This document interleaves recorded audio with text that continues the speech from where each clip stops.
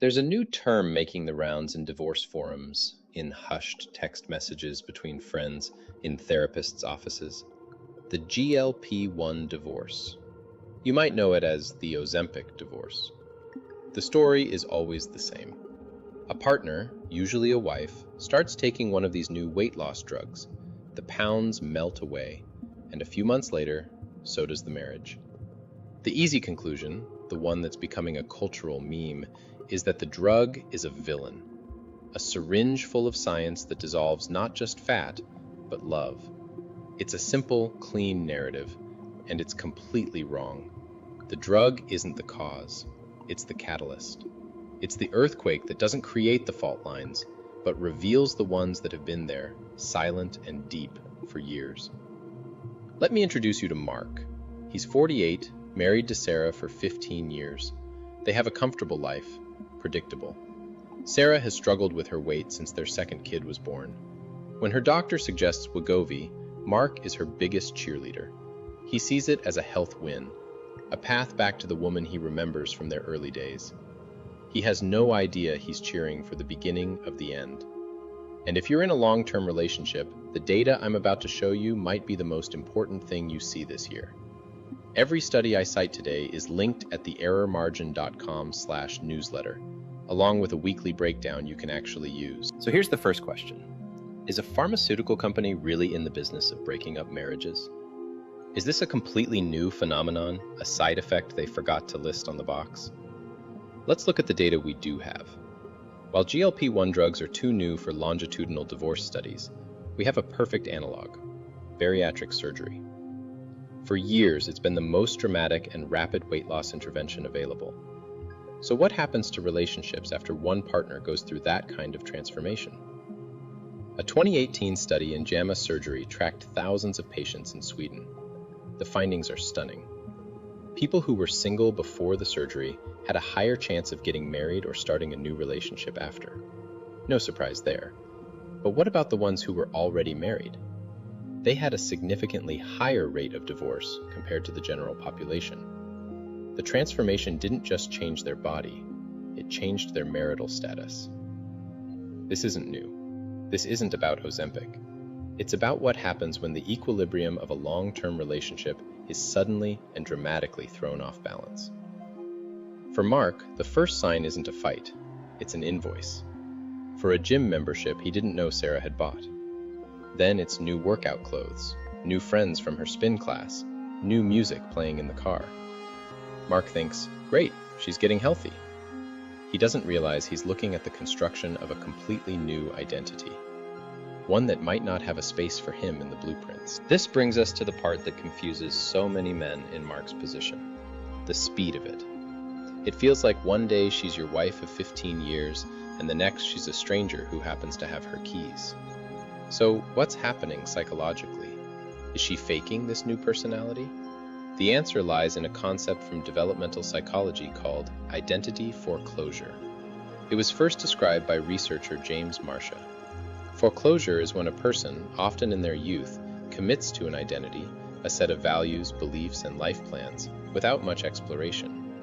They adopt the identity that's expected of them.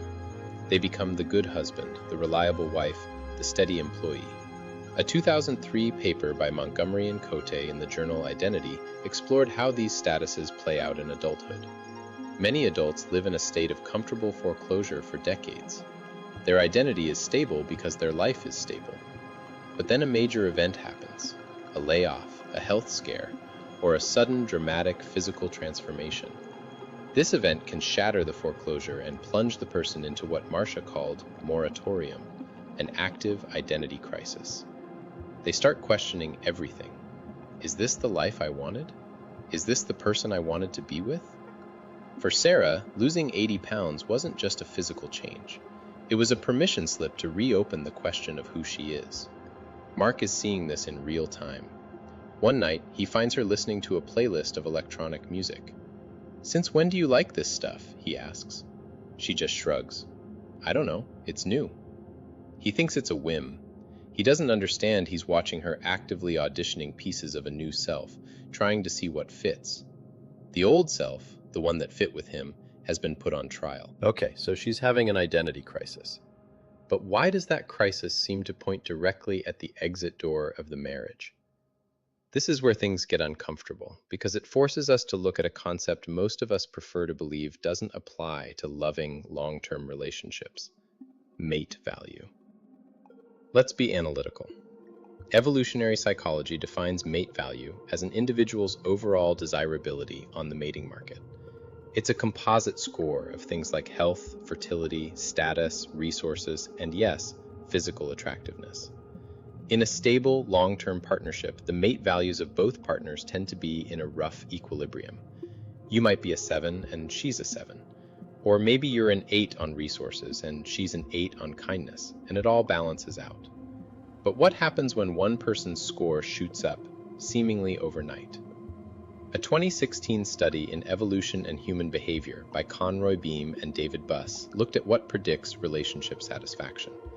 They found that large discrepancies in mate value are a major source of instability. When one partner's value dramatically increases, they may subconsciously begin to feel they are under-benefiting from the relationship. This isn't a conscious, cruel calculation. It's a deep, evolved instinct. It's the brain's ancient accountant whispering, "You could do better." For Mark, this becomes real one Saturday afternoon. He walks into the kitchen and hears Sarah on the phone with one of her new gym friends. She's laughing. He hears a snippet of the conversation. "I know, right? It's like I'm seeing the world with new eyes. So many more options." She hangs up when she sees him. The look on her face isn't guilt, it's annoyance. The annoyance of someone whose private audit has just been interrupted. This is the point where most men feel a sense of hopeless victimhood. She changed, she recalculated, she's leaving. It's all happening to me. But here's the twist. The data suggests the seeds of this separation were likely planted long before the first injection. The drug didn't create the problem. It just watered a plant that was already in the soil. The answer is likely yes, but in a way that's more complicated than simple unhappiness. Researchers talk about the concept of dormant dissatisfaction. It's the low-grade, chronic discontent that exists in many long-term relationships. It's not bad enough to cause a crisis, so it gets buried under mortgages, kids' soccer schedules, and the sheer inertia of daily life. A 2012 study by psychologist Justin Lavner, published in the Journal of Family Psychology, followed newlywed couples for 4 years. He found that many of the problems that eventually led to divorce were already present, but latent from the very beginning. The couples just weren't acknowledging them. Now, connect that to the GLP-1. The sudden transformation, the new body, the new identity, the new social feedback, acts as a massive activating event. It doesn't create dissatisfaction. It gives the dormant dissatisfaction permission to wake up. It provides the energy and confidence to finally address the problems that have been silently accumulating for years. For Mark, this is the hardest pill to swallow. He starts thinking back, the times she tried to start a conversation about their lack of connection, and he dismissed it as a mood. The date nights that became dinner on the couch watching separate shows on their iPads. The slow, imperceptible drift he never paid attention to because nothing was technically wrong. The marriage wasn't a lie. It was just running on a debt of ignored issues. The weight loss didn't create the debt. It just called it due. So you're Mark. You've moved past the initial shock. You've accepted this isn't just about weight. You see your partner building a new life, and you feel yourself being edited out of the script. What do you do? The instinct for most men is to panic and chase. You start doing all the things you probably should have been doing for years. You plan extravagant dates, you buy flowers, you tell her you love her 10 times a day. You try to close the gap by running towards her. And according to relationship dynamics research, this is precisely the wrong move.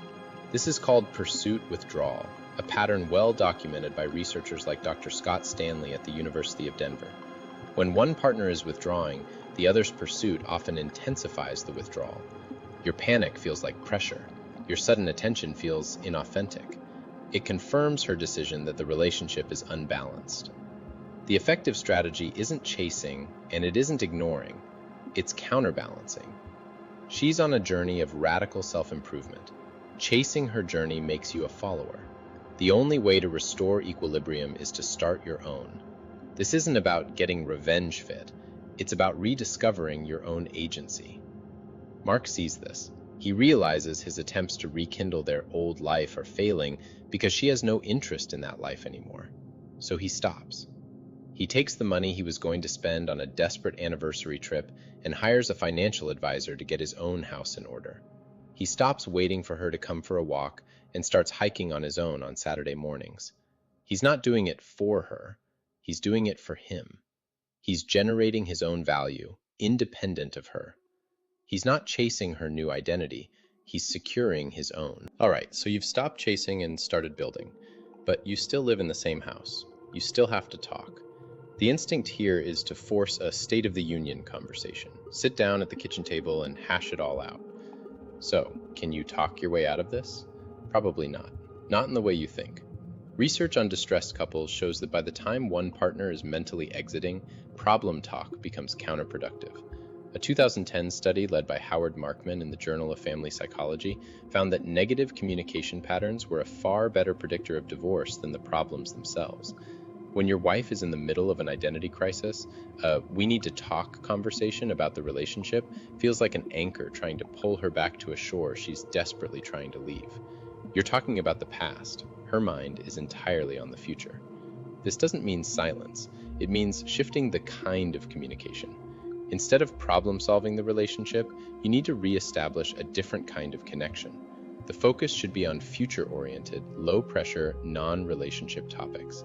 Ask about the book she's reading. Talk about a documentary you watched. Discuss a neutral, forward-looking plan, like landscaping the backyard.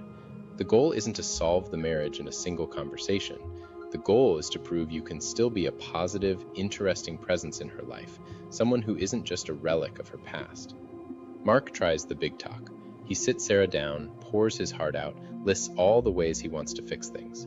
Her response is a flat, emotionless, "I'll have to think about that." It's a wall. A week later, he tries a different approach. He mentions an article he read about a new hiking trail opening up. "Looks interesting," he says, and leaves it at that. That evening, he sees her looking it up on her laptop. It's not a breakthrough, but it's the first non-hostile conversation they've had in a month. It's a crack in the wall. This all feels reactive. You're trying to salvage a situation that's already in a nosedive. So what's the actual playbook for the man in this position? How do you move from being the victim of her transformation to the agent of your own? It's a three-part framework built on everything the data has shown us. It's not about winning her back. It's about ensuring that no matter what she decides, you come out of this whole. It's called the Anchor, Audit, and Act framework. 1. Anchor. This is immediate damage control. You stop the pursuit-withdrawal cycle cold. No more pleading, no more grand gestures, no more "we need to talk" ambushes. You create emotional and conversational space. You become a stable, calm presence, not another source of pressure. This is the counterintuitive first move that stops you from accelerating the breakdown. 2. Audit. This is the hard part. You have to look back, like Mark did, and conduct an honest audit of the dormant dissatisfaction. What were the recurring issues you ignored? Where did you stop investing in the connection? This isn't about self-blame. It's about data collection. A 2011 paper by Alan J. Hawkins in the Family Journal emphasizes the power of marital cognition. Understanding why the relationship failed is a key predictor of post-divorce adjustment. You need to understand the real story, not the simple Ozempic did it version. 3. Act. This is where you start your own counterbalancing growth. Pick one area of your life, career, health, a skill, and start a tangible project. Not for her, for you. This rebuilds your self-efficacy and shifts your identity from the guy being left to the guy who is building something. It makes you the protagonist of your own story again. Mark is living this. He's anchored. He's audited the slow drift of his marriage, and his act is training for a 10-mile trail race. He has a goal, a plan, a purpose that has nothing to do with her. And for the first time in months, he feels like he's on solid ground. So what happens when you actually follow this framework? Does Mark run his race, get a medal, and come home to find Sarah has changed her mind and is waiting with open arms? No. Life isn't a romantic comedy. 9 months after that first prescription, Sarah sits Mark down. It's the conversation he's been dreading for months. But because he spent the last 3 months anchoring himself, the conversation is different. He's not desperate. He's not begging. He listens. He hears what she's saying about the years of feeling unseen, about the desire for a different life. And because he's done his own audit, he recognizes the truth in it. He doesn't argue. He doesn't try to bargain. He nods. He says, "I understand. I want you to be happy, and I need to be happy too." The divorce happens, but it's not the catastrophic, ego-destroying event it would have been if he'd stayed in that panicked, chasing mode. He's not a victim. He's a man who understood a fundamental shift, took control of his own life, and met a crisis with dignity. He and Sarah work out a co-parenting plan that is functional and respectful, because he's not operating from a place of bitterness and betrayal. He's operating from a place of stability. His transformation didn't start with a drug. It started with a decision to stop being a side character in his wife's story and to start writing his own. And that's the real payoff. The misconception was that this is a story about a drug that ends a marriage. The truth is, it's a story about how a man can survive a marital crisis by focusing on the one thing he can actually control, himself. The GLP-1 divorce is a new name for an old story. Radical change forces a reckoning. And if you're a man over 40, chances are you or someone you know will face a reckoning like this, whether it's sparked by a drug, a career change, or an empty nest. The framework we talked about today, anchor, audit, act, is your defense. It's your playbook for navigating the storm without losing yourself. We've put together a detailed guide on it.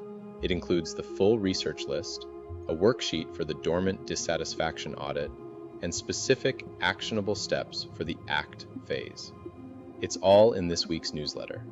Get the research, the data, and a weekly action plan at theerrormargin.com/newsletter. Next week, we're tackling a question that hits a lot of newly single dads. Your ex moves on, and she introduces your kids to her new partner. The cultural script says you're supposed to be mature and supportive. But what does the data say about the actual impact on your kids? The answer is more complicated and more critical than you think.